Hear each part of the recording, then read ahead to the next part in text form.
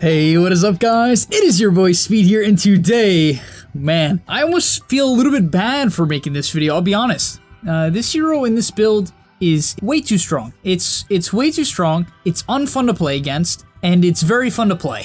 But yeah, this build on Peel right now literally is going to make him the highest win rate hero in Dota. The hero has quickly been on the rise, and the thing is, with more and more people figuring out that this build is a thing, the hero will quickly rise to the top of the win rate charts. On top of that, it's consistently being picked in Pro Dota, so you know that this hero is not only a stomper of Pro Dota, it's also a stomper of Pub Dota. So yeah, if you're excited for this video, smash the like button, subscribe to the channel so you can see why Phantom Lancer is by far the best hero in Dota. And you guys know I usually don't say that.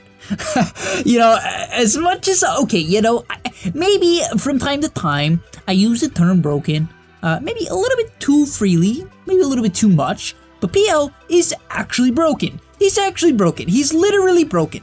And we're going to be watching you do that. Alright, so let's get into it. Let's not waste too much time. I really want to make this video straight and to the point, because this build is straight and to the point. By the way, if you guys haven't signed up for the gameleap website already, literally I made today, yes, today, 4 videos, all different. One was a full Smurf gameplay video just for the website, not gonna come out here on YouTube. So yeah, if you feel like you're missing out on that content, you are missing out on that content. You're never gonna see it because you don't have a gameleap sub yet. And literally, there's a sale going on, and it's about to end. On top of that, it gives you 50% off, and when you sign up, you also get the chance to enter into a giveaway where one of you is gonna win the chance to have a free hour coaching session with me. And so yeah, there's literally not a better time to sign up. I'm doing more content than ever for the website, and you're really gonna enjoy it. So in the landing stage, let's keep it really simple. In order to do the best as possible with PL, you typically want to pick it with some sort of sustain hero, or at least a hero that can secure range creeps. Now, PL does have lands to secure range creeps, but for the most part, a hero like Abaddon or Warlock, from my experience, tend to be the best with PL, as the hero is very high armor, very high damage, but low movement speed, and obviously a melee hero. And therefore, with a heal, the hero trades very well, can get very high CS, and can focus on what he wants to do, which is AFK the lane, get last hits, and then eventually jungle. There are some matchups that I've seen, like, I've seen some PL against, like, Veno, for instance, where you'll have, like, a Lich or a Grimstroke, and you do have kill potential, but for the most part, that's the minority of games. Now let's get into farming rotations and what you should do to maximize your farm on this hero. You're going to see 8 minutes into the game, he has 41 CS. Please just make sure your number 1 priority is CS. He did do quite a bit of trading in this lane and even got ganked, so yeah, he actually did end up going down. But the main thing to consider is your level 6 spike. Previous to level 6, you're almost never going to leave your lane unless it is completely unplayable. Let's say there's some Axe who got a 4-minute Vanguard because he got first blood and then killed you in lane. Just leave the lane. You're not going to do anything. He's going to dive you under the tower and your whole game is going to get griefed. But in this game in particular, he was against a DP and a Marana with an Abaddon healing him. He'll be alright, even though he did end up going down. For the most part, with a couple of salves from the Abaddon and a magical stick, he's alright. Now, once you hit level 6, that's where things begin to change. When you hit level 6, your farming pattern needs to be as follows. Let me go back to show you. So right here, you can see he's level 6, and what you want to do, very simple. Push out the lane as quick as possible, and then immediately jungle a camp. Right, your goal here is to shove the lane into their tower so that they don't see you jungling, so that they don't contest it, and you can freely get, you know, your next item, so you can move towards that objective. And yeah, it's going to be a rinse repeat from there. If you can stay in your lane, it's totally fine as PL. You know, farming the triangle, from what I've seen as PL, isn't even really that effective. It doesn't necessarily even do that much, as certain ancient camps such as the Thunderhind or Dragons are just impossible to kill. That's not fully true, but they're very hard to kill. So instead, what you can do is just farm your lane. Now, of course, if your lane is hard, just head into the jungle. This game, I'm not going to say it's the exception. I would say from the amount of PL games that I've watched from this patch, about half do this and about half just full jungle. So you really kind of just have to determine how bad your lane actually is and don't run your head into a wall. Now, finally, after taking the bottom tower at the 11-minute mark, which is not something you see every day, but is something that's obviously possible, he heads over to the top side of the map. Once you've taken that tower and your entire team is on the top side of the map, it's very likely that you're going to get smoke ganked or ganked in general. And so he makes the read that, okay, I've been as greedy as possible in my own safe lane. I've even managed to take the tower. Now it's time to play the safe game, take the safe farm in the triangle, especially if my team isn't putting any map pressure.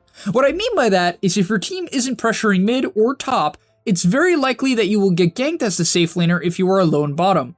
And so in those cases, right, when you see that your team isn't doing anything, isn't taking any attention, get out of that side of the map, get out of the dead lane. However, if they are taking up attention and they are getting ganked, then stay in your lane. And this is contrary to like the old idea of the dead lane. I mean, I'm sure there's a lot of like updates to this idea that people have made, but I just want to make sure I clarify it within this video. The next thing I'd like to talk about is quickly the difference between Manta and Diffusal. For Diffusal, you can fight a lot better. You can get active in the early game. In fact, we'll take a look at a fight he takes here in a second. And Manta is a lot more for farming, right? Because PL doesn't have much of a slow, especially if your Q is level 1, you don't have much of a slow.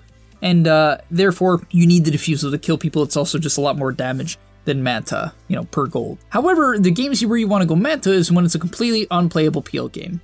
This game, I wouldn't say like they have the best AoE illusion clear, besides this hero, who rushes and ags, so to be honest, this is probably good enough to justify going Manta and just dodging. I'll be real with you guys, like, I think it would have been totally legit for him to just go Manta this game and completely dodge, but the rest of the heroes aren't that bad. TV doesn't do much to you, Shaman's fine. Actually, Shaman's good for PL. You can farm his snakes really easily, as illusions do normal damage to snakes. But you can see here, you know, he looks to show up to this fight. I honestly do feel like this TP is a bit questionable. You know, obviously I do have the hindsight of knowing that the Beastmaster comes in here with the Ags, but at the same time, the entire top side of the map was free, and therefore TPing bottom here does kind of put him in a bit of a weird position. But nonetheless, this is what you typically want to do with Diffusal, and unfortunately it ends up going down, obviously, but it is the right idea with Diffusal. If the enemy team is at your tower, and it's a single target damage hero that doesn't threaten you, you should go in and try to kill them. Now you might be asking next, what makes this hero broken?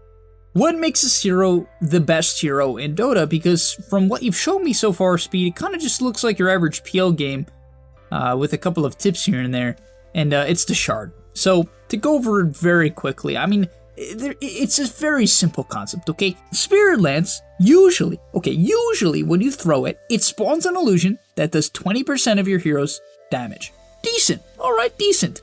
But when you buy the shard, it increases the cast range of Spirit Lance by 200. It bounces, so it does damage to 2 different heroes and spawns 2 illusions, and it increases the illusion damage by 50%, which obviously goes on top with the 20%, making you spawn 2 illusions that do 70% of your damage, which basically means you spawn a second version of yourself that sure is a bit squishier and can, you know, be killed by whatever way an illusion can be killed, but you spawn illusions that do 140% of your damage total. And by the way, that's on a 4-second cooldown. With travel time, it's basically a 3-second cooldown. It's that ridiculous. And no, like, I'm not over-exaggerating it. It really is just that dumb. By the way, I'm a big fan of Nethershell on PL. I know this is a bit of a side note, but like, Nethershell's great item. Magic resist, oh, you don't really need the armor because you already have a lot. Little spell damage, so magic resist, great item, great item. Now, I want to keep this video much more centered around how to use the shard and just showing you why it's broken and why you need to buy this item. By the way, timings you should be going for is about a 13-minute Diffusal, about a 21-minute Manta.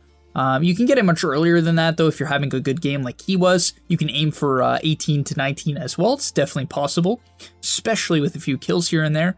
And then a 20-minute shard, basically buy it as fast as you can. There are some people who are going hard before the shard, but honestly, I think as long as you're 15, you can just buy the shard and it's totally legit. Because, by the way, right, you get a 3-second Spirit Lance cooldown talent of 15 that reduces the 7-second cooldown of Spirit Lance all the way down to a 4-second cooldown. And yeah, it's pretty good. But just to show you why this is actually so broken, this fight was going like kind of meh for them. It's currently a 3 against 2, Tusk is super low, Puck has no ulti. You know, things are kind of meh. It's meh, but they obviously chase, right? The enemy team's like, they don't have the numbers. We got a lot of pickoffs. This Puck got silenced into an arrow. But look, this is what's insane. As he throws this lance here, it spawns an illusion onto this Mirana, which she doesn't realize is hitting her, and it just kills her. Then there's obviously more illusions one spawn onto the shaman, he was full HP. He summoned some mantas, threw a lance, and it's solo killing the guy. Then he throws another lance because it's on a 4-second cooldown, and goes in! Even though he has 3k HP, he only has to go in at the last second to clean this guy up. He didn't even have to. The illusions probably would have killed him. They probably would have killed him, you know, even though, like, literally the Beastmaster had to roar defensively, which is hilarious within itself. That's the point. Right there just shows you why it's so dumb. And by the way, of course you can lead fights with it. Let's say you're going high ground. Just chuck a lance out of support. There's a chance it will just kill them.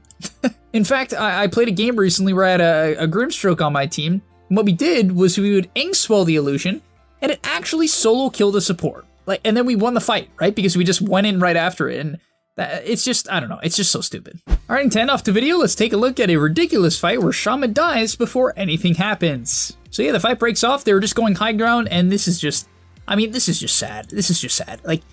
Because, by the way, it prioritizes heroes, right? So when it bounces, it's like there could be an entire creep wave. There could be a zoo around, right? You could literally go to the New York Zoo, and it would still prioritize a hero. So look at this. He just throws a lance at the wave to clear it. Actually, at this boar, I'm sorry, to kill the boar. And then it bounces to the shaman who just went for an ether shock. You're like, ah, no big deal. It's just a couple illusions. Well, no, it is a big deal because those illusions do 1,000,000 damage. And he dies. And yeah, he did have to charge in with his main hero and put him in kind of a mad position, to be fair. But in all reality, if he didn't want to, he could have just left Shaman at half HP and left it at that. But after a nice save, you know, he gets feared away, blah, blah, blah. But whatever, he can just throw another lance and continue to kite away. Obviously, the lances aren't too good if you're low on HP, though, because the illusions will just instantly die. And so do keep in mind that Heart is a huge timing for you. You know, against illusion clearing teams, the lance might not do as much as you actually think. The Heart timing and later's timings like Scotty or Butterfly are still very important. All right, let's watch the last fight of the game and then call it quits. So he TP's in, obviously in standard PL fashion, you're going to lead with lance. Funny enough, I even think a lot of these pros / semi-pros are still going to have to get used to just using lance, because usually with PL, using lance is a grief because it cancels your Phantom Rush, right? And it just didn't do that much. But with this, obviously that's not the case. And now he's going to go in with the constant lances and just normal PL damage in the late game. It's going to be a very free fight. Another thing I want to say that I really agree with him with is the 24% critical strike damage. It used to never be taken because the Doppelganger CD talent, I think, was 6 seconds, and it made it feel like you could constantly doppel. Now it's 4, which is still good. It's still good, but really the 2x crit on a really high chance feels like it does a ridiculous amount of damage, especially with this lance talent, right? Those lances and those illusions can legitimately crit, and it's not some like weak crit. No, it's a full crit. And so yeah, thank you guys so much for watching. I hope you enjoyed, and go win some games as PL. If you actually do decide to use this build, you are you're a menace to society. You're an awful person, but alright, thanks for watching. I'll see you in the next one, and I'm out. Peace. And that's all, but remember, before you leave, come on, before you tune out, subscribe to the GameLeap website, where we are going to help you get to the next rank. If you're stuck, click the link down below, and I'm out. Peace.